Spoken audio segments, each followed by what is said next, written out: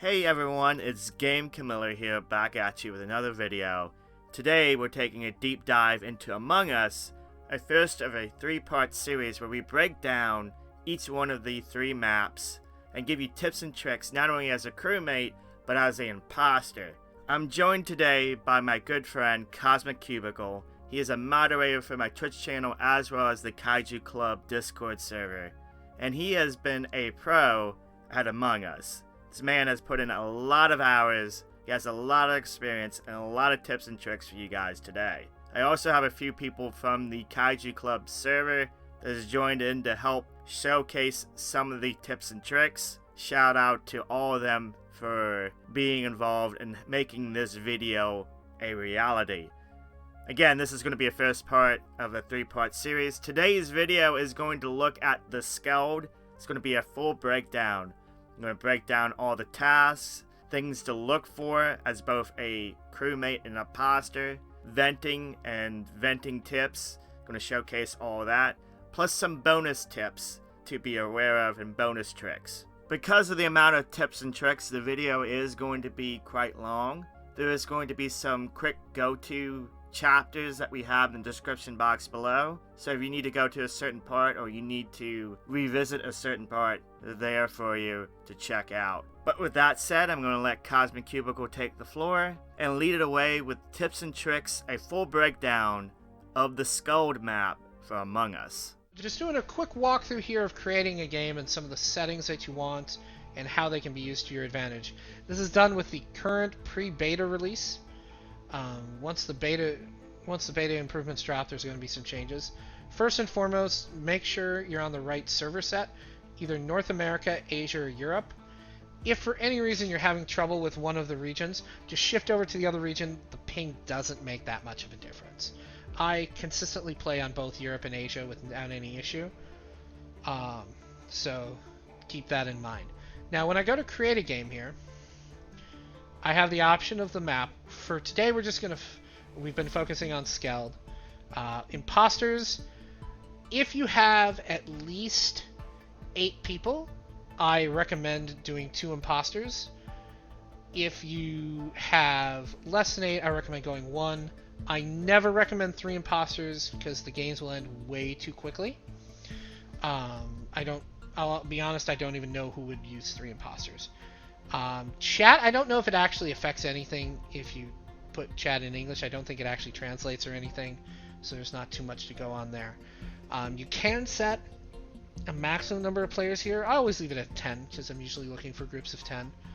I'm going to hit confirm, and it drops me into a game. You'll see on the left-hand side all of these different settings. Now, one thing to keep in mind is be aware of all the settings when you join a game. So first and foremost, I'll come into the computer here and I'll hit game, and I can change the settings. First thing I do is uncheck recommended settings. So recommended settings is going to set all of it to here, and I'm going to walk through changing all of those to what I believe is kind of optimal settings for a 10-person game. First thing we're going to do is uncheck recommended settings. We're turning off confirm ejects because we don't want to know if we kicked out an imposter, because that'll up our gameplay by allowing the imposters to choose whether or not to vouch for each other without being found out immediately.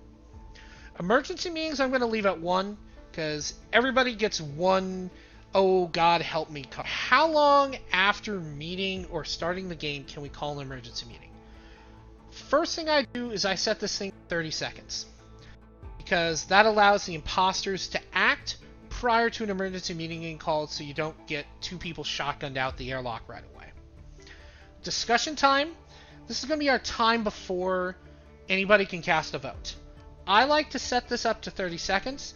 That forces people to have a discussion and at least voice something prior to having 9 people throw you out an airlock because you did something dumb. It gives you a chance to at least defend yourself if it's you or someone else. Voting time is going to be based on your crew. I have found playing in multiple streams with multiple different groups of people, optimally 120 seconds is a great voting time. In fact, in some cases it goes up to 150 if we get a real talkative bunch. I don't like going any less than that because people get cut off, you don't get to get words in, you can't get answers to queries from people, and you're left without getting that information. Keep in mind, at the end of voting time, if you haven't voted, your vote doesn't count.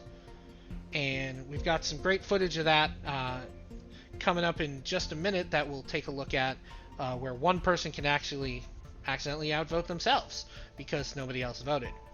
For anybody that hasn't seen it, if nobody else votes, it only counts votes that are cast, including skip votes. If no one else votes, your joke vote can actually eject yourself. Next, we've got player speed. Player speed is usually either 1 or 1.25. Putting it at 1.0 makes it very critical that people respond to emergencies immediately. 1.25 gives you a lot more leeway being able to get there, finish a task before going to the reactor or to the O2. Crewmate vision. 1.0 is the standard vision, although most games that you'll encounter are doing 0.75. It's a bit more limited vision, gives the imposters the ability to kind of skirt around things and stay out of field of view pretty well. And I like to set imposter vision to about 1.25 as well. I don't like them having too much overarching vision, but they do need to have that extra sight. Then comes the kill cooldown. I like to bring it down to 30 seconds. Reason being is I like to have the emergency meeting and the kill cooldown match up. I want you to be racing to off somebody or hit that button if you know for sure 2 people are the killers, and see who wins. It's great to have that competition there. Next up is kill distance, and this can go a little bit of a ways with people. Medium gets you about 2 body lengths away, 2 to 3 body lengths away before you can do a kill. Short, you're basically having to stand on top of them, and I've never seen anybody use long. It snaps you over to them, and it's very obvious that you did a kill, so I wouldn't recommend it. I recommend medium. That way you're able to give each other a little bit of a berth and still hop in to do a kill without panicking people too much. Short, I find, makes people get too panicked when somebody walks up close to them because they know short's on. Visual tasks, I turn this off. I don't want people seeing visual confirmations of whether or not I'm doing tasks. This is stuff like garbage flying out of the chute, the medical scanner, lasers firing on the asteroids. All of these things, I don't want them on because it makes it harder to be the imposter. I want the imposters to be able to blend in as much as possible with these optimal tasks. Then we come down to the last set of things, which is tasks. So we have common tasks, which are a set of tasks that everyone will have. In Skeld, there's only 2 of them. I like to turn on both tasks in here. The reason I like to turn on both common tasks is then you don't get caught by asking people what the common task is. It's a very easy way to get somebody out, and I've done it many times myself, and I've started playing it with this way, and I find it works much better when we don't have the ability to go, so did you do your wires yet? And somebody goes, yeah, I did them in electrical. All right, he's the guy. And I've done that multiple times to multiple people. Works great, but overall it makes for a better game when that can't be used as an argument. Long tasks are tasks that are going to require you to go to at least 2 different places on the map in order to do them. I like to have 2 of those tasks on the board, so I like to have 2 long tasks in the mix. Short tasks are one-stop tasks or tasks that require very little user interaction.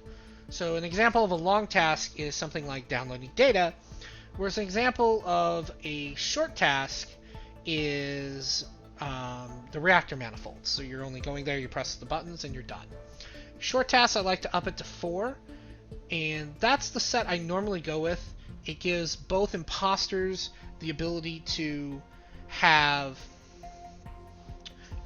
play a longer game. They're not feeling rushed with the number of tasks that are there, and it gives the crew a fighting chance at completing their tasks or figuring out who the imposter is before that goes in. And that is the task customization, or that is the game customization. I'm going to do free play in Skeld, and this is a mode you can go into to test things out. And one of the things I'm going to do is I'm going to go into the little computer here, and this is called Task Tester and Be Imposter. So first I'm going to do is turn on Task Tester. And I'm going to enable every single task in the game. No, that's gonna take a while. But the point of this is I want to walk through of every task and where it is and how to do it. Because that's one of the things that people need to know as imposter is how to do those tasks. I mean, you need them as crew members, but if you can't properly fake a task, you're going to be in real deep trouble eventually. Especially on the second and third maps. So, funny thing happened the one night that I'll talk about is we start the game. Somebody follows me. We go over to the left here. I'm going to shrink tasks. And he does this. Sits there for a second, and then moves back down and starts following me again. I start booking it back and call an emergency meeting. Because this panel here is divert power, and in order to do this task, you have to have gone to electrical first. If you don't think about those things, you're like, whatever, they went to a task. Mm-hmm. So starting out here, we're in the middle of Skeld. Our emergency button, I can call a meeting. It says I have one emergency meeting. I press the button. Huzzah! There's an emergency meeting, there's some dummies. And I'm going to skip vote. Because that's what we do. And luckily, it didn't vote anybody out. Alright, so if we come into admin here, we have 3 tasks that we can do in here. The first one I can do is I can come up to wires. This is a multi-part task. You need to do it 3 times. And if you really want to make it easy mode, you can hit escape and E a bunch of times. I'm going to make it do it. It randomizes it each time, and you get what we call perfect wires. Now, it's generally not worth the effort for this. So, all I'm going to do is I'm going to pull them across. Boom. You're gonna add colorblind mode for the wires. They are. You can do it in black and white. It's kind of difficult, but there is audio cues for them that you hear where it goes zzz, zzz, zzz. And then the other task here, as you can see from my long list of tasks, I'm going to kind of hide it. But you'll see that it went to cafeteria fixed wiring now. And I can do this in each room that has the wires, and I'll show you where each one is. Swipe card is what I call the boss mode, is being able to do this. One and done. Now, the trick to swipe card is the fact of knowing how swipe cards normally work. You have to do it with the relative speed that a normal swipe card would be with a magnetic strip. So if you've ever been to hotel rooms or you have to badge in for work or something, you'll have kind of a better idea of what that speed is like.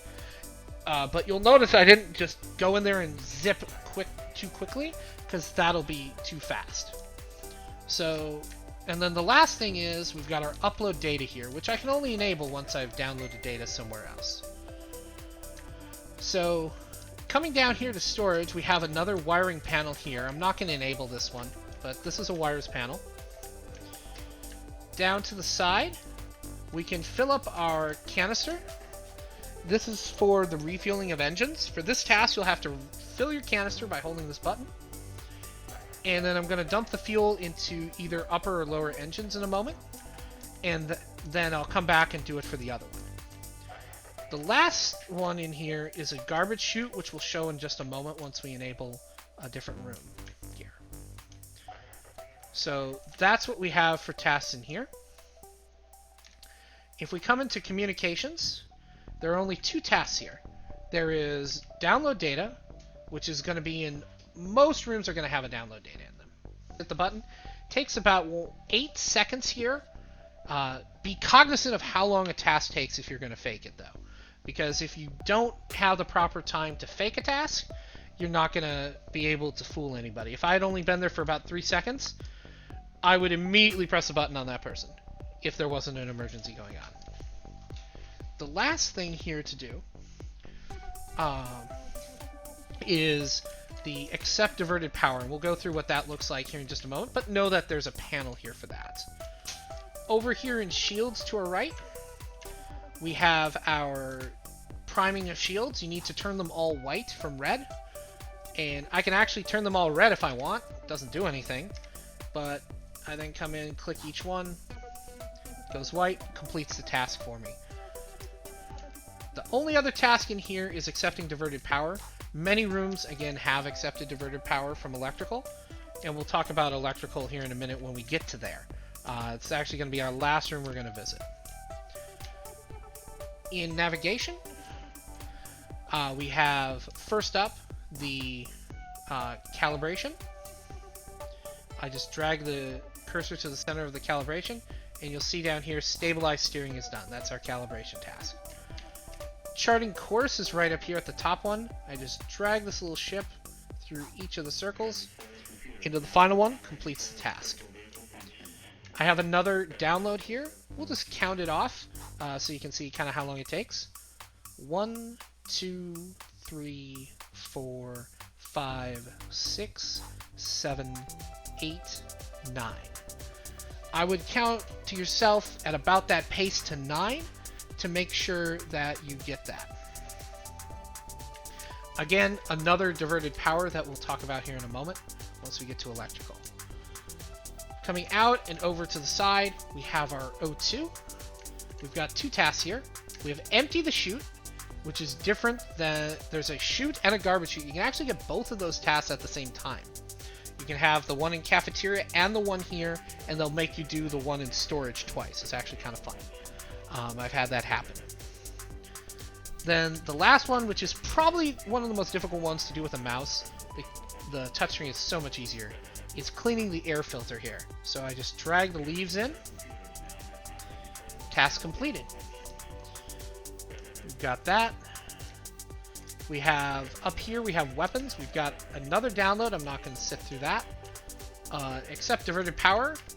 And one of my favorite tasks, asteroids, which is literally just a little shooter game. I just click on each of the asteroids.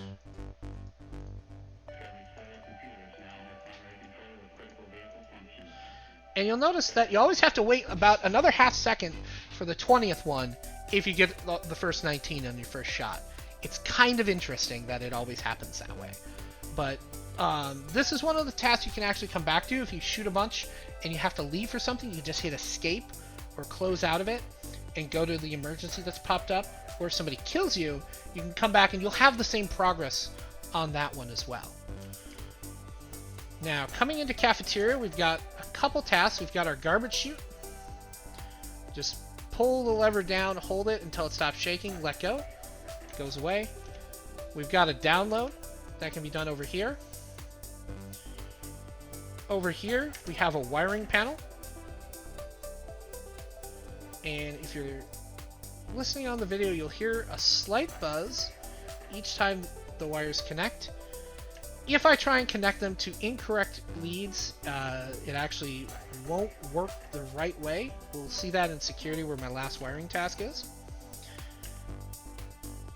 Then we've got medbay. This is one of the only tasks with visual tasks off that you can confirm somebody on, because when I do it, and I'm sitting here waiting for the scan, mind you, it does take 10 seconds, so that's something to keep in mind. No one else can use the scanner at that moment. So if you try and scan and it says waiting for somebody, you can 100% confirm that they are not an imposter. They're a real person. It's the only task you can 100% confirm somebody with in Skeld. Here, I press the button, and now I have to wait a second. This is the inspect sample. It tells me you don't need to wait. You can actually just close out and come back a minute later. We'll return to that in just a moment. Coming around to upper engine, we have our divert power panel. Down here, we've got two tasks. First is the refueling. I just press this button since I've got a fuel canister already. And this is another one that saves progress. If I only get partway through filling, I get killed or something, it'll still let me finish filling it later on. And now I'm going to have to go back to storage, get another canister, and do that in lower engine. And then here we've got a line engine output. I just move the slider until the line here turns green, and that's taken care of. coming down, we've got our electrical wires for security is right here. And you'll see, connect them to incorrect ones, but you see there's a little light above each wire. If I put it to the right one, you'll see this light light up. So you'll see it lights up there, but it doesn't light up there. So I can actually do that, and it doesn't go away. I actually have to pull them off, the leads, and I re-pull them until I get all yellow lights. So it will let you connect them to the wrong ones, but you will get those light indicators there. So that's the only task in security other than the diverted power panel right here. So keep that in mind. And then we come into reactor for the three final tasks. We've got a diverted power panel here, because we got divert power in, I believe, every room but admin and cafeteria, if I think off the top of my head here. We've got our manifolds in reactor. So I just simply click the buttons 1 through 10. It'll make you restart if you mess up, so do make sure of that. And then the dreaded reactor. Simon Says. So in this case, I look at it like a number pad, so 9, 9, 6, 9, 6, 3, 9, 6, 3, 8, 9, 6, 3, 8, 2, 9, 6, 3, 8, 2. If you think about it like the number pad on your computer, it makes it very easy to remember versus trying to remember location. You can just, if you know the numbers, you recite the numbers to yourself. If you're keeping muted in between games, it works out very well. Coming down to lower engine, here we have our diverted power panel. And we'll have our align engine output. Since I did the other one, I can pull that down. This is where I'll fuel again later on. And now we make our way over to electrical, the meat locker, field of death, whatever you want to call it. It's deadly. We have 4 possible tasks in here. The first one would be wiring. It would be right here if it was lit up. It's not right now, but it is a wiring location. Next one, we have a download, which is right on top of one of the vents. So that's, as an imposter, it's very key to really, in a lot of cases, only fake your download in electrical with the same person, because then it makes it very plausible as to why you're standing right on a vent waiting for them to leave. The next one is diverting power. So it's going to have me divert it to one of these rooms. I'm going to push this dial up, and it's going to activate the task in that room to accept the diverted power. We'll walk over there in just a moment. It's actually going to let me do absolutely all of the diverted powers here, which I find entertaining in this mode, because then I can go to just whichever room I want later. And then the last task is doing the distributor.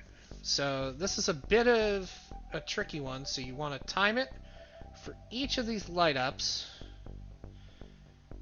and if you do it wrong, it'll reset like that. So I'll show you I can actually do that, that, that in order that quickly.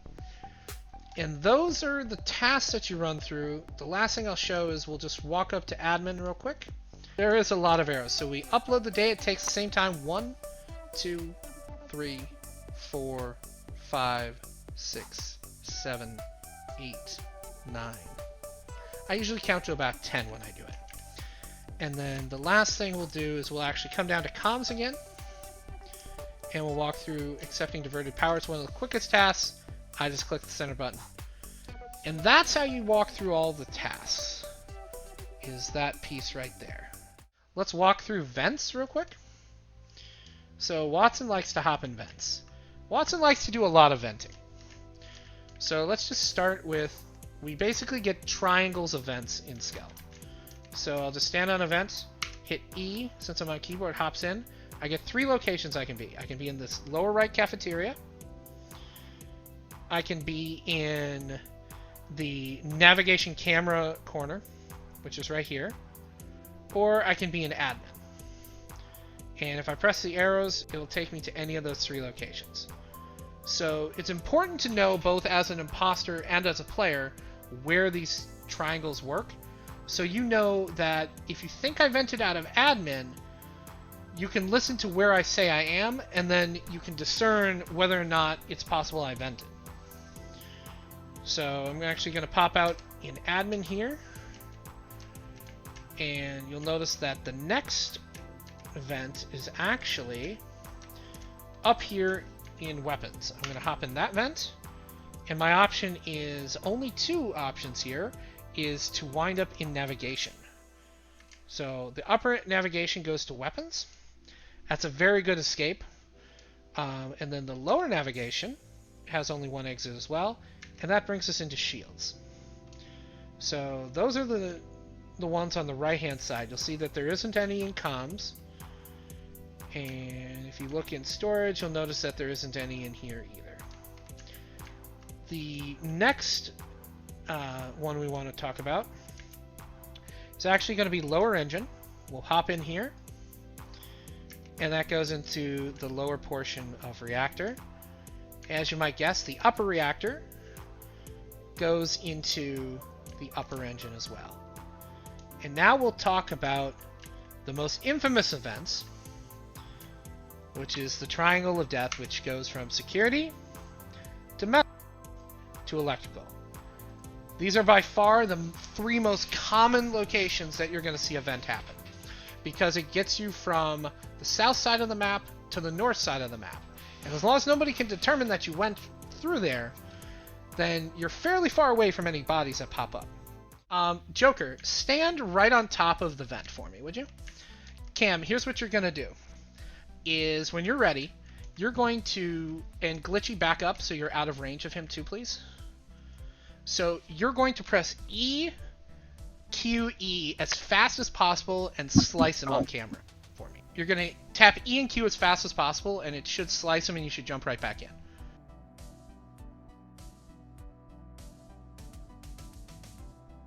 So that's what a vent pop kill looks like, by the way. I got it on cam on the video, which is what I wanted to say.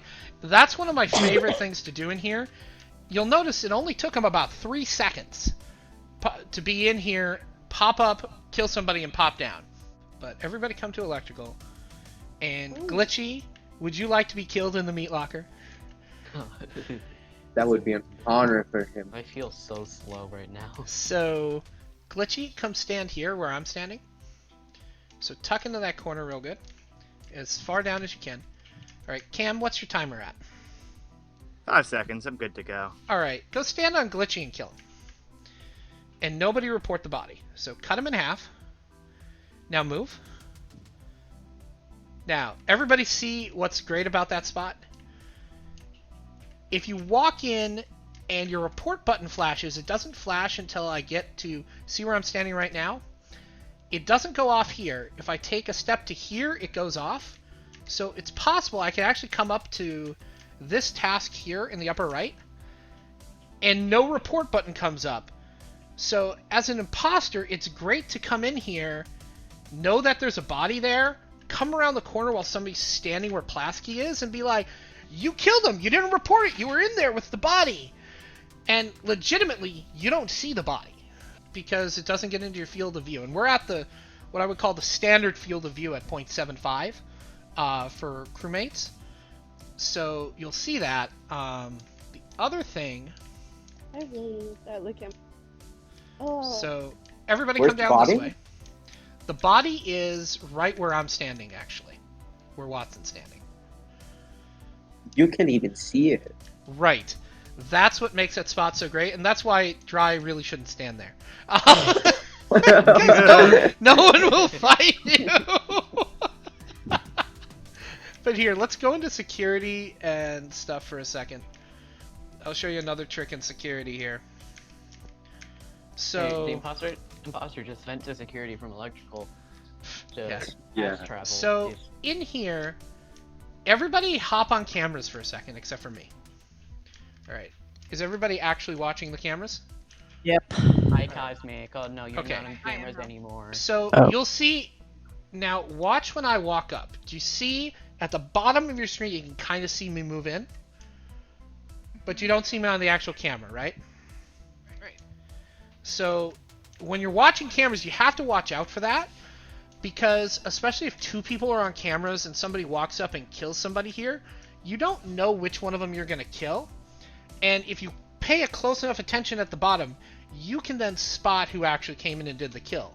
Vent in, come up, kill one of you 2, vent over to electrical, and then walk around and find the body and be like, yo, you were standing there and you didn't see it?